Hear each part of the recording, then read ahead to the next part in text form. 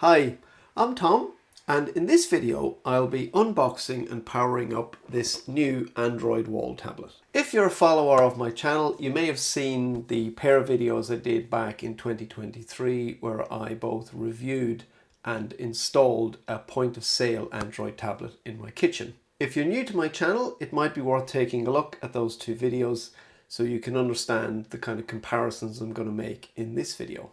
Now, that tablet worked just fine for about 2 years, and it got daily use by the family before we started experiencing problems. Updates to Home Assistant made it feel progressively slower. We had problems with the screen becoming unresponsive. The cameras stopped rendering their feeds properly, and most of the time I had to cycle the power to bring the tablet back to life. We haven't been able to use that tablet for about 4 weeks now because of these problems, and I've taken to using the more rude meaning of POS when referring to it. In addition to those problems, I've never really been happy with the aesthetics of the installation. That tablet was never really designed to be mounted into the wall like I did, and whilst I did my best building a frame, as my mother would say, you can't make a purse from a sow's ear. Given those hardware and software problems we were experiencing and the fact that we did actually get quite a lot of use out of the wall tablet, I decided it was time to order a new one from AliExpress. Like the first one I installed, this unit is also power over Ethernet, so I had no worries about exploding batteries. It has the same 15.6-inch 1080p touchscreen like the point of sale unit, but it does come with a much more up-to-date Android version, Android 14, and I am hoping to be able to upgrade that to Android 15 or maybe even Android 16. The point-of-sale tablet I had was locked to Android version 8, which is very old, and the manufacturer told me directly that there was no need for the software to be upgraded because it had been fully patched. In addition to the more up-to-date software, it has a much faster processor, and this unit that I ordered comes with 8 GB of RAM. The design of the unit itself means it's far more suitable to be wall-mounted the way that I want to do it. And lastly, but perhaps most importantly, it came in at about 1/3 of the price of the point-of-sale unit at just under £190. Enough talking, let's open it up and see what it's like. Okay, so let's open it up.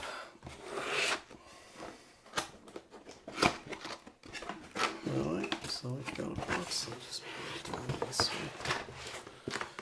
Okay, so we have a box here which appears to be quite damaged. And inside here we have our power supply. That's just a regular 3-pin plug and a couple of screws. Put that off to the side. Then inside we've got a mounting bracket,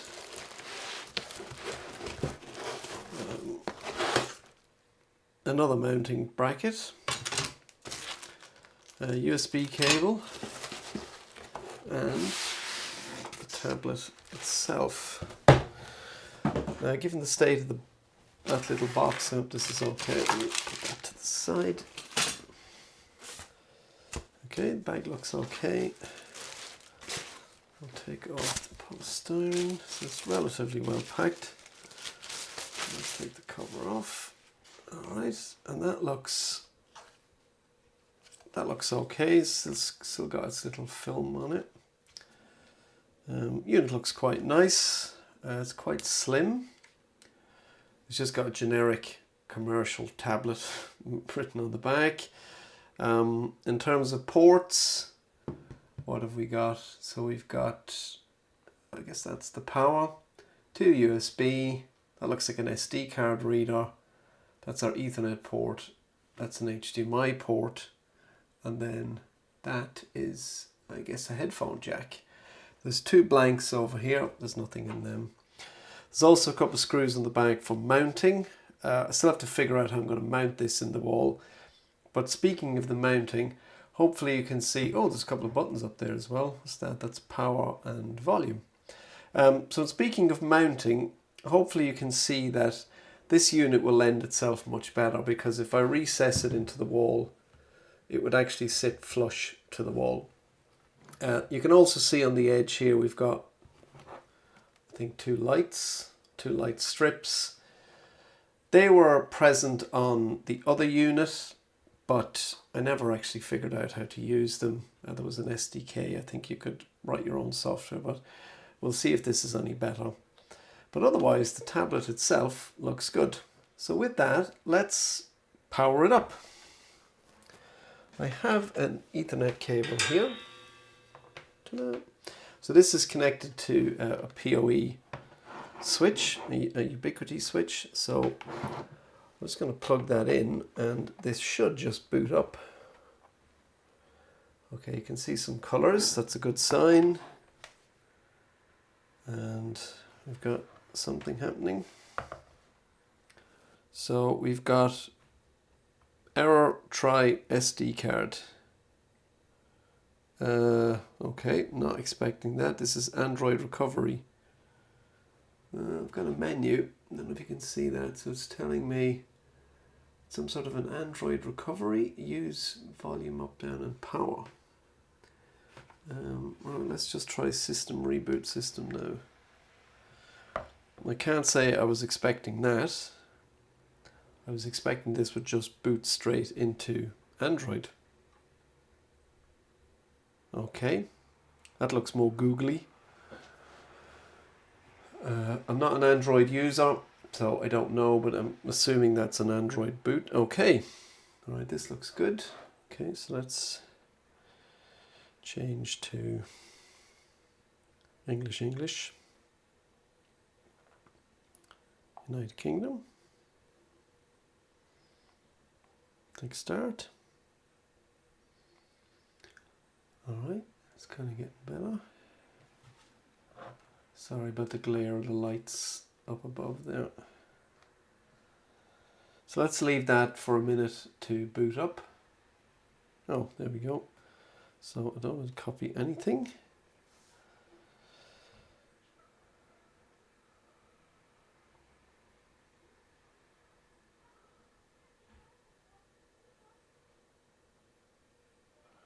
I'm going to skip the sign in for now. I'll need that to be able to install. I don't want you to do anything except going to do my pin, secret pin.